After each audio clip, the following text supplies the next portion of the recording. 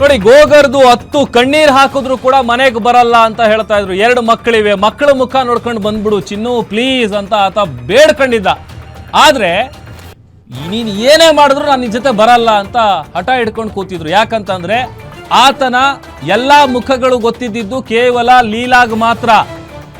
ಆತ ಆಕ್ಟಿಂಗ್ ಮಾಡ್ತಾ ಇದ್ದಾನೋ, ಮೊಸಳೆ ಕಣ್ಣೀರ್ ಹಾಕ್ತಾ ಇದ್ದಾನೋ, ನಿಜವಾಗ್ಲೂ ಆತ ಮನಸ್ಸಿಂದ ಹೇಳ್ತಾ ಇದ್ದಾನೋ ನಿನ್ನ ಚಿನ್ನ ಮುದ್ದು ಅಂತ, ಆತನ ಪ್ರತಿಯೊಂದು ಆಕ್ಟಿಂಗ್ ಗೊತ್ತಿದ್ದು ಯಾರಿಗೆ ಅಂತ ಅಂದ್ರೆ ಕೇವಲ ಲೀಲಾ ಅವ್ರಿಗೆ ಮಾತ್ರ ಗೊತ್ತಿತ್ತು. ಯಾವಾಗ ಬರಲ್ಲ ಅಂತ ಹೇಳ್ತಾರೆ, ಇದರಿಂದ ಕಂಗೆಟ್ಟು ಕಂಗಾಲಾಗಿ ಕೆಂಡವಾಗಿ ಅಟ್ಯಾಕ್ ಮಾಡಿದಾನೆ ಆತ. ಕಣ್ಣೀರು ಹಾಕಿದ್ರು ಕೂಡ ಮನೆಗೆ ಬರಲ್ಲ ಅಂತ ಹೇಳಿದ್ರು. ಹಾಗಾಗಿ ವಿಪರೀತವಾದಂಥ ಕೋಪ ಇತ್ತು. ಗೋಗರ್ದು 10 ಕರೆದ್ರು ಕಾಲಿಗೆ ಬೀಳೋದೊಂದು ಬಾಕಿ. 2 ಮಕ್ಕಳಿವೆ, ಮಕ್ಕಳ ಮುಖ ನೋಡ್ಕೊಂಡು ಬಾ ಅಂತ ಮಂಜು ಕರೀತಾ ಇದ್ದ. ಲವರ್ ಸಂತು ಜೊತೆಗೆ ಮಗಳ ಜೊತೆಗೆ ವಾಸ ಮಾಡ್ತಾ ಇದ್ರು ಪತ್ನಿ ಲೀಲಾ ಅವರು. ಉಳಿದ 2 ಗಂಡು ಮಕ್ಕಳನ್ನ ತನ್ನ ಜೊತೆಗೆ ಮಂಜ ಇಟ್ಕೊಂಡಿದ್ದ. ಮಕ್ಕಳು ಕರಿತಿವೆ ಬಾ ಲೀಲಾ ಬಾ ಪ್ಲೀಸ್ ಅಂತ ಆತ ಕರಿತಾ ಇದ್ದ. ಇಷ್ಟೆಲ್ಲ ಆದ್ರೂ ಕೂಡ ಯಾವುದೇ ಕಾರಣಕ್ಕೂ ನಾನು ಬರಲ್ಲ. ನಾ ಹೇಳ್ತಾ ಇದ್ನಲ್ಲ, ಈಗ ಬೇರೆಯವ್ರಿಗೆ ಗೊತ್ತಾಗಲ್ಲ. ಯಾಕಂತಂದ್ರೆ ಪ್ರತಿನಿತ್ಯ ಅವ್ರ ಜೊತೆ 11 ವರ್ಷ ಸಂಸಾರ ನಡೆಸಿದ್ದಾರೆ.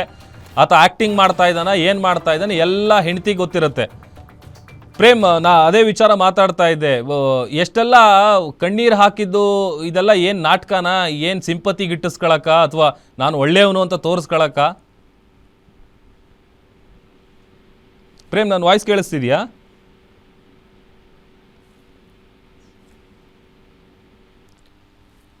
ಬಹುಶಃ ಸಂಪರ್ಕ ಕಡಿತ ಆಗಿದೆ ಅಂತ ಕಾಣುತ್ತೆ. ಆಮೇಲೆ ಯಾಕೆ ಅಂತಂದರೆ ನೋಡಿ, ಈಗ ಬೇರೆಯವರಿಗೆಲ್ಲ ಗೊತ್ತಿರುತ್ತೆ ಒಬ್ಬ ವ್ಯಕ್ತಿ ಹೇಗೆ ಏನು ಎತ್ತ. ಬಟ್ ಮನೆಯಲ್ಲಿ 11 ವರ್ಷ ಸಂಸಾರ ಮಾಡಿದ್ದಾರೆ ಅಂತ ಅಂದರೆ ಆತ ಕೋಪ ಬಂದಾಗ ಹೇಗಿರ್ತಾನೆ, ಆತ ನಾರ್ಮಲಾಗಿ ಹೇಗಿರ್ತಾನೆ, ಆತ ಪ್ರೀತಿ ಮಾಡ್ತಾ ಇದ್ದಾನ, ಡ್ರಾಮಾ ಮಾಡ್ತಾ ಇದ್ದಾನ. ಯಾಕಂತಂದರೆ ಅಷ್ಟರ ಮಟ್ಟಿಗೆ ಕಣ್ಣೀರು ಹಾಕಿ ಕಾಲಿಗೆ ಬೀಳೋದೊಂದು ಬಾಕಿ ಇತ್ತು. ಬಂದ್ಬಿಡು ಪ್ಲೀಸ್ ಪ್ಲೀಸ್ ಅಂತ ಗೋಗರಿತಾ ಇದ್ರು ಕೂಡ ಯಾವುದೇ ಕಾರಣಕ್ಕೂ ನಾನು ಬರಲ್ಲ ಹೋಗಲ್ಲ ಅಂತ ಹಠ ಹಿಡ್ಕೊಂಡು ಕೂತಿದ್ರು. ಕಾರಣ ಪ್ರತಿಯೊಂದು ನಾಟಕಗಳು ಕೂಡ ಲೀಲಾ ಅವ್ರಿಗೆ ಭಾಳ ಚೆನ್ನಾಗಿ ಗೊತ್ತಿತ್ತು.